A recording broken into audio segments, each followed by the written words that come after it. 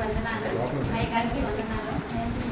అయ్యగారికి వందనాలు. సిస్టర్కి వందనాలు. అందరికీ వందనాలు. మీకు ఇప్పుడు వచ్చిన అందరికీ వందనాలు చేస్తున్నాను. చాలా సంతోషం. మరి ఈ ఇల్లు కట్టడానికి అయితే చాలా అసలు నేను అనుకోలేదు కడతానని. మరి దేవుడు నా జీవితంలో ఎంతో మేలు చేశాడు. అందరి బట్టి దేవుడికి స్తోత్రం.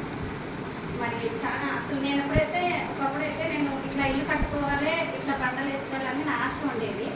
ఒకప్పుడు ఉండేది. దేవుడు నా అట్లా మనసులో అడిగేదాన్ని కానీ కట్టించడం నేను అనుకోలేదు. దేవుడు మరి నా జీవితంలో చాలా మేలు చేశాడు.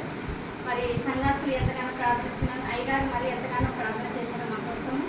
మరి డబ్బులు లేవు నా దగ్గర, రూపాయి లేదు. ఆ వెనకాల ప్లేస్ జరిపి వేసినాక రూపాయి లేదు నా దగ్గర. అసలు అన్నీ సడన్గా జరిగిపోయినాయి. దేవుడు అంతా సహాయం చేస్తాడు. రూపాయి చేతులు లేదని పని మొదలు పెట్టేశాను. అయ్యగారు చెప్పారనమాట, ప్రార్థన ఎట్లా చెప్పాలని కావాల్సిందంటే మన ప్రార్థన చేసిన సిస్టర్ దేవుడే మేస్త్రిని తీసుకొస్తాడు, దేవుడే డబ్బులు ఇప్పిస్తాడు, దేవుడే కట్టిస్తాడు, దేవుడే నడిపిస్తాడు. మనదేం లేదు, ఒట్టి ప్రార్థన మనం చెయ్యాలి, ఓన్లీ ప్రార్థనే చేయాలని చెప్పిండు. ఒట్టి ప్రార్థనే చేసిన, మనసులో ప్రార్థన చేసిన, దేవానికి సహాయం చేయి, నా దగ్గర రూపాయలు లేదు, నేను ఎక్కడికి వెళ్ళాలి, నా దగ్గర ఏమీ లేదు. కానీ దేవుడు అద్భుత కార్యం చేసేసాడు. అంటే 2 లక్షలు దేవుడు పుట్టించాడు అనమాట. హల్లెలూయా. 5 రూపాయల వడ్డీ ఉండే కానీ 2 రూపాయలకు దేవుడు ఇప్పించాడు. 2 లక్షలు. దేవునికి వందనాలు. దేవునికి మహిమ కలుగను కాక. నా దగ్గర ఏం లేదు. ఒకప్పుడైతే అసలు తినడానికి ఒక నాకు తిండి లేకుంటే, ఉండడానికి ఒక కిరాయిలతో నేను బతికేదాన్ని. ఒక పూట తింటే ఒక పూట తినకపోతుంటే. ఒకప్పుడు అమ్మాయి చిన్నగా ఉన్నప్పుడు ఆమెకు పెట్టేదాన్ని కానీ నేను తినకపోతుంటే ఒక రోజు.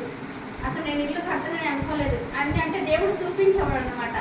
ఆ రాళ్ళు ఇల్లు చూపించేవాడు కానీ ఎక్కడన్నా ఇస్తాడేమో, ఎక్కడన్నా చూపిస్తాడేమో, సేవలో ఎక్కడన్నా చూపిస్తాడేమో అనుకున్నా. ఇక్కడే కట్టిస్తాడని నాకు తెలియదు దేవుడు. హల్లెలూయా.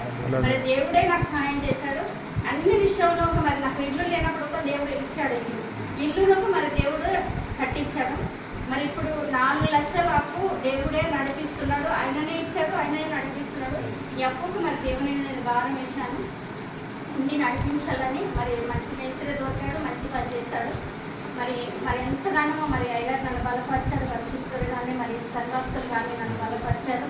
ఏం కాదు, దేవుడు ఉన్నాడు, మనకు దేవుడే కట్టేసాడని చాలా బలపరిచాడు. నాకు ఎవరు లేరు కానీ తోడు మీద మరి దేవుడే నాకున్నాడు. బంధువులు కానీ, చుట్టాలు కానీ, స్నేహితులు కానీ నాకు ఎవరు లేరు. కానీ నేను కడతానని నా జీవితంలో నేను అనుకోలేదు. చాలా సంతోషము. దేవునికి ఏమి ఇచ్చినా నేను ఆయన రుణం నేను తీర్చుకోలేను. ఆయనకు ఎంత చేసినా నేను తక్కువనే. ఎంత నేను చేసిన ఎంత ప్రార్థన చేసినా, ఎంత సేవ చేసినా తక్కువనే. మరి దేవుడు నా జీవితంలో గొప్ప కార్యం చేసినాడు. మరి అందరిని బట్టి దేవుడికి వందనాలు. ఆయనకి ఏమి ఇచ్చినా ఆయన రుణం నేను తీర్చుకోలేను. నాకు ఎవ్వరు లేరు, నాకు అంతా దండ ఎవరు లేరు. నాకు చుట్టాలు కానీ వెనక ముందు చెప్పే వాళ్ళకు నాకు ఎవరు లేదు. ఎలా చేయాలి, ఇది ఎట్లా చేయాలి అట్లా అన్నీ నేను సాంసన్ దగ్గరే పంచుకుంటాను. అన్ని విషయాలు మరి సాంసన్కి చెప్తాను.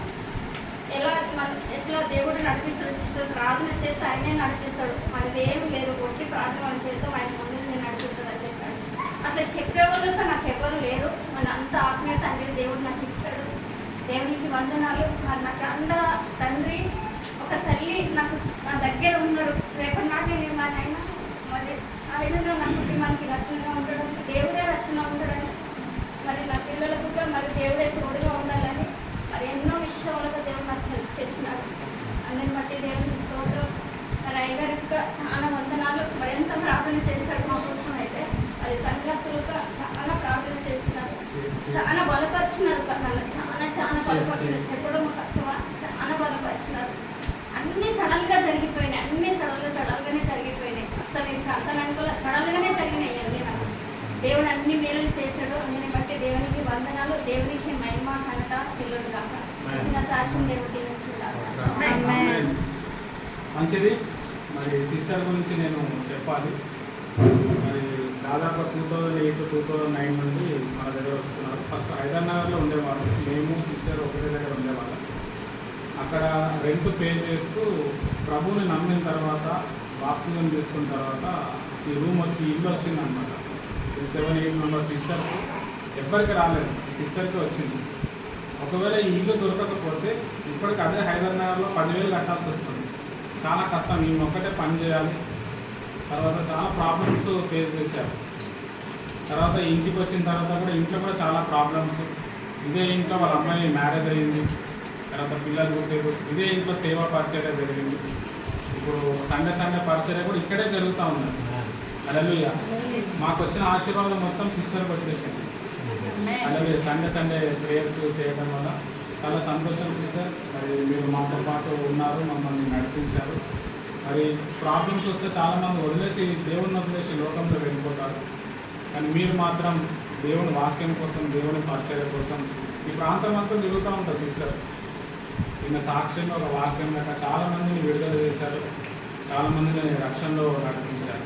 అదేవిధంగా మీ కుటుంబం కోసం దేవుడు తోడై ఉంటున్నాక రైట్, మనం ప్రార్థన చేసుకుందాం. స్తోత్రం తండ్రి ప్రభా, ఇంతవరకు ఇంట్లో మీరు నడిపించినారు, నీకు వందనాలు. ఈ ఇంట్లో ప్రతిరోజు నీ ప్రార్థన నడుచును కాక, నీ దీవెన కలుగును కాక, అనేక మంది రక్షింపబడును కాక, చీకట్లో ఉన్న ప్రజలు రక్షణలకు వచ్చును కాక, మీరే అద్భుతాలు ఆశ్చర్యకార్యాలు జరిగించమని యేసుక్రీస్తు నామములో ప్రార్థిస్తున్నాం తండ్రి. ఆమేన్.